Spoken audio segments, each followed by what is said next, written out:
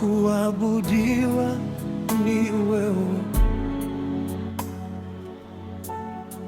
ni wewe, wa kuabudiwa ni wewe.